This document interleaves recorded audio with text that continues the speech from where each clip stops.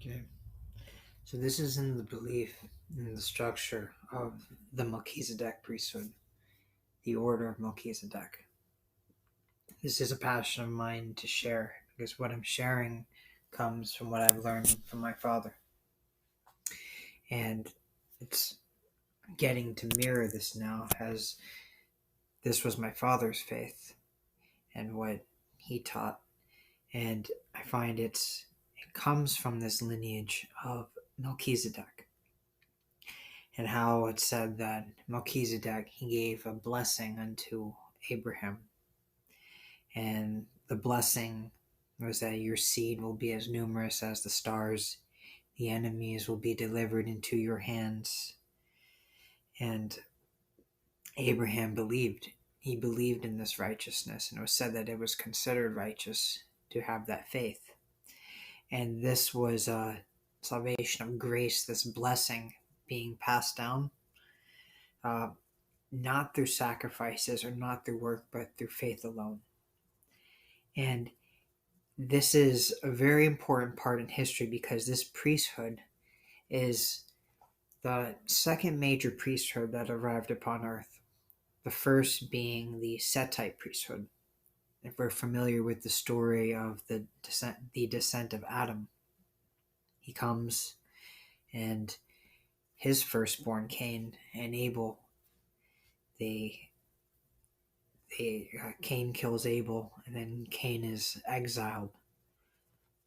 Well, that priesthood was then carried down by Adam's younger son, Set. And as it was said in the scriptures, that from then on the name of God was called upon.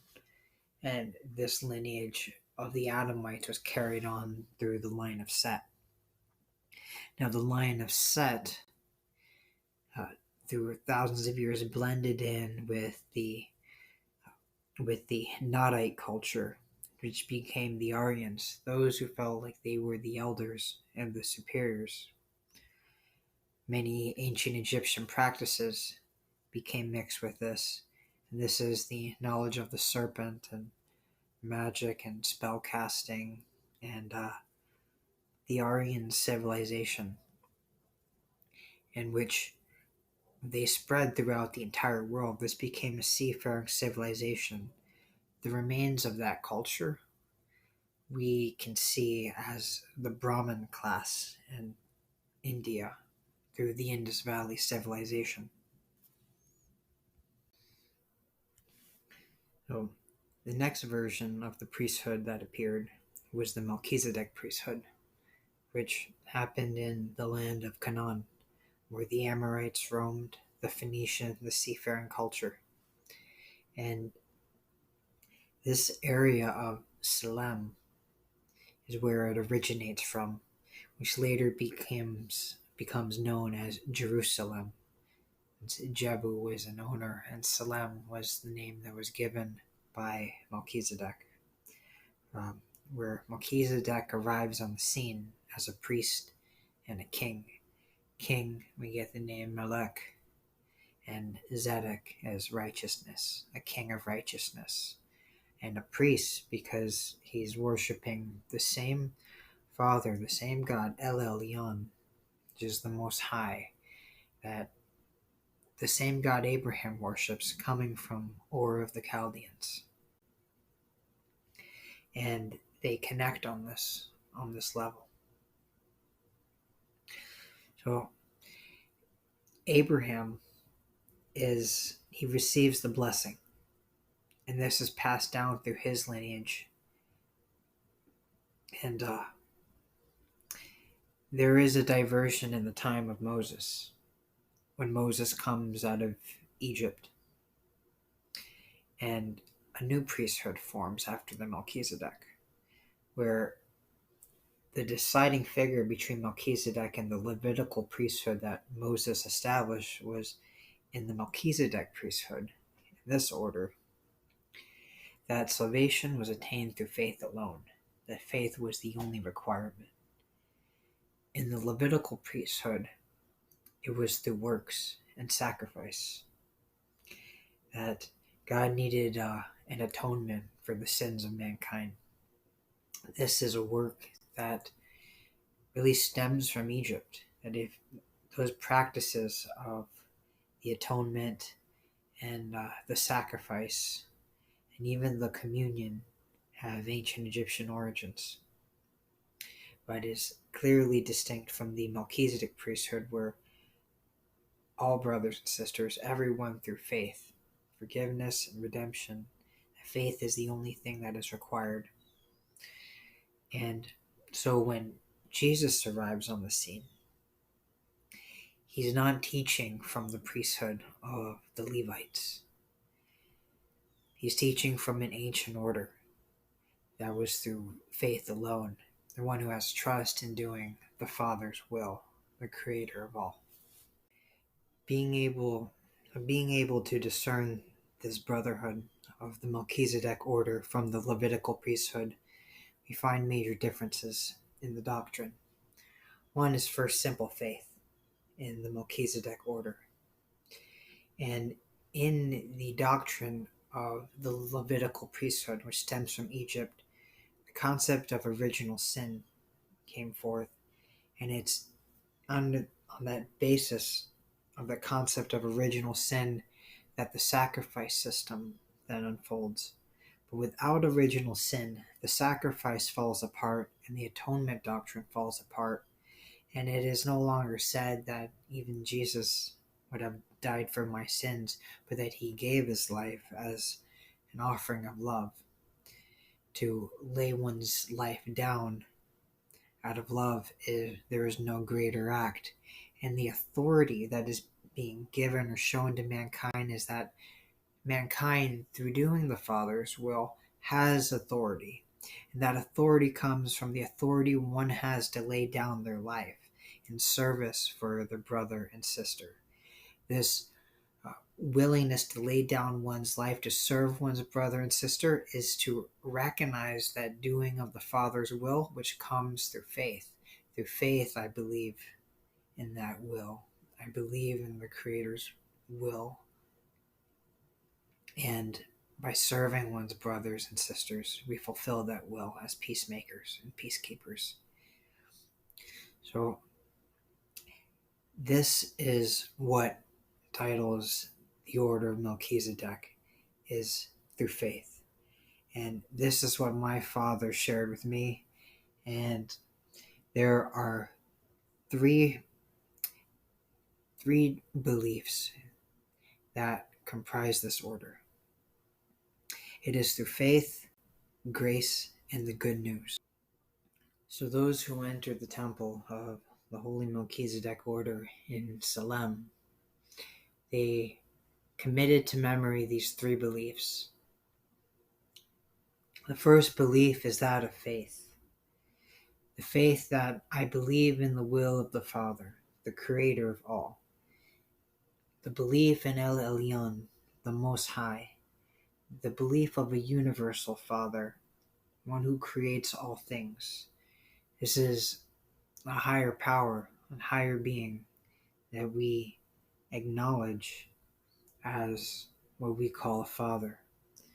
And what Jesus meant when he says Abba in the first line of his Lord's Prayer is a proclamation of this faith that trusts in a divine Father, Abba, and the sacredness of the fatherhood principle being passed down through this lineage from the time of Melchizedek, who was carrying on earlier traditions. These laws were built upon ancient cultures that existed before the deluge. It says that Noah and his family survived a deluge. The sons of Adam survived it. This culture of the one Father, the unseen Father, this is present. And it's in faith in this unseen Father, the Creator of all, that we have our first belief, and to uphold this principle. And it's through that faith in the will of the Father which brings us to our second. The second belief in the Order of Melchizedek is grace. That I accept sonship or daughterhood with the Father, which bestows grace through faith. Through faith I have trust in the Father. I recognize my role as a son or daughter in relationship to the Father. And it's through this love, by claiming my role and inheritance, I'm able to receive that blessing, the blessing of grace, and the blessing that was given unto Abraham. It says that your enemies will be delivered into your hands, your seeds will be as numerous as the stars. He believed and it was considered righteous. It is through this belief that even Jesus says that he will rise as a son of man, and the sacredness of sonship, which willingly does the Father's will. And it's that acceptance in which the blessing through faith is offered, grace is given, and this is what is meant as everlasting life, that the personality, that which continues, is everlasting and is built upon this trust.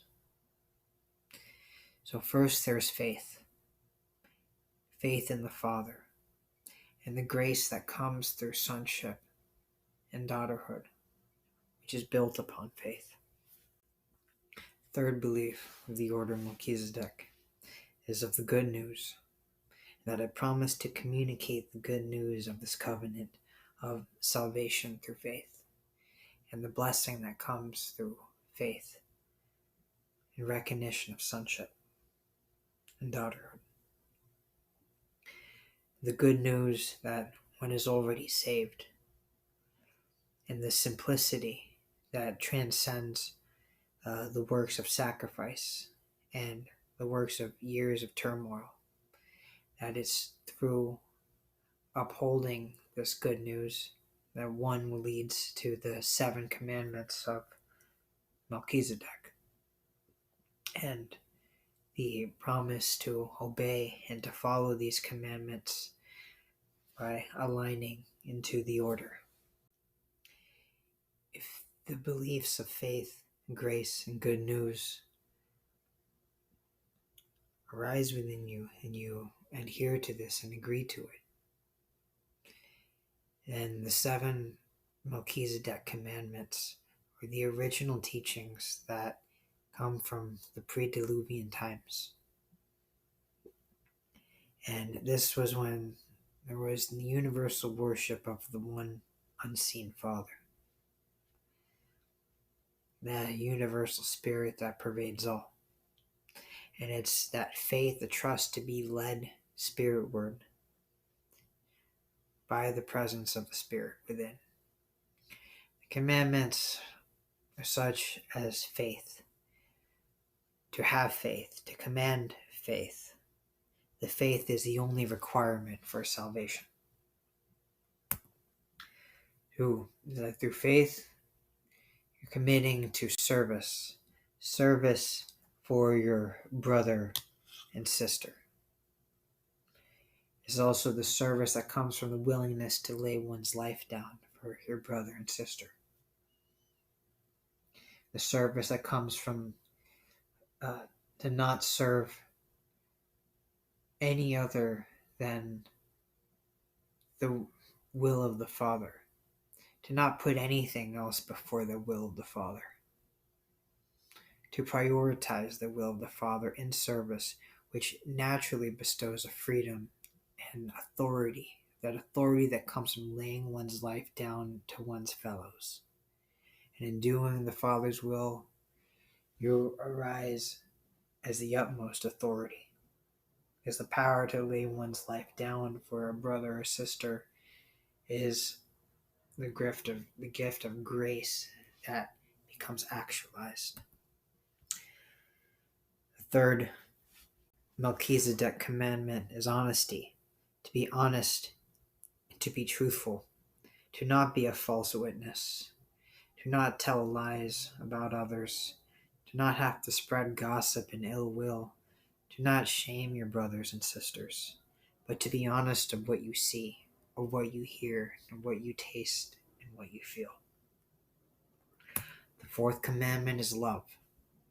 We are commanded to go forth into love, to share the good news, such as the love that one has when laying down their life for friendship, or the love that happens when you commit to service. Service and loving your brothers and sisters, a service that comes from willingly loving and doing the Father's will. The service that comes from sharing this good news.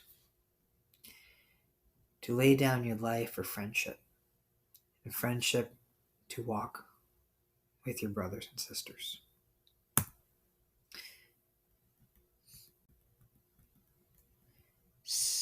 The fifth tenet is ownership. The ownership that comes from not having to steal and only taking what is given. The sixth is forgiveness. Forgiveness for all kinds of sins, adultery, killing, theft, that you're commissioned to do just as the apostles taught, just as the apostles have learned, and they taught the disciples, and the disciples spread to the ends of the world, just like how Melchizedek taught Abraham. Abraham taught his children, his disciples, in doing the Father's will, and they spread this message into the end of the world, forgiving. The forgiveness of sins, forgiveness of adultery, the forgiveness of sexual misconduct. And the seventh, respect. To have respect for your parents, respect for your elders. Honor your mother, honor your father. Honor your older brother, your older sister, those who come before you. And a willingness to lay one's life down to serve. And in laying one's life down, one is exalted, like the moon. So these are the tenets that comprise the order, that have been passed down and shared unto me by my father, because that was where his faith was. He taught me a clear distinction from the Levitical priesthood and the priesthood that came before it of the Melchizedek order, and how Christ did not teach from the Levitical priesthood, even though there was many good things that came from it, and that not one of those commandments that he taught, the commandments of Moses, had to be altered. That these commandments stem from even ancient traditions. This happens to be the modern day version of it. So, through faith alone, be willing to serve, be honest, have love, ownership, don't steal, forgiveness, and respect your elders. If you agree with that, write your name below, sign below, and commit to that faith. And it's just that faith alone that you grow. You don't have to do an elaborate ritual. It's one act of surrender in the heart that opens up to be led spiritward and to trust that Father's will. So sign your name upon the scroll. Dive into it. And if you want to go deeper, you can actually own your title as a son. Join the Brotherhood of the Kin. Own an NFT that gives you a power for the day, a kin, as a son or a daughter, stepping into a wider brotherhood. I'll be updating videos on the Melchizedek order, lessons comprising the calendar, lessons comprising the nature of time, as well as harmonizing with the Spirit through breathwork, able to transform, enlighten, awaken, and to help others, and to attune to a frequency where this information becomes second nature. It's not found in books. You don't have to recite scriptures. You don't have to recite lines in biblical text anymore. To be led spiritward is to trust that inner guidance, the highest religion, not something that's out there, not from a book or another story. That everything I just said right now is based on faith, and faith alone. That's the only requirement. The first one, to trust in the Creator of all, to receive that blessing, and to share the good news of that blessing, and to walk in respect and love in a brotherhood that is united under the Father's will. That's the Melchizedek order in a nutshell, that I received from my Father. And if you're about it, sign below, and let's walk together in this family and in this purpose. Let's change the world. Rejoice. The kingdom has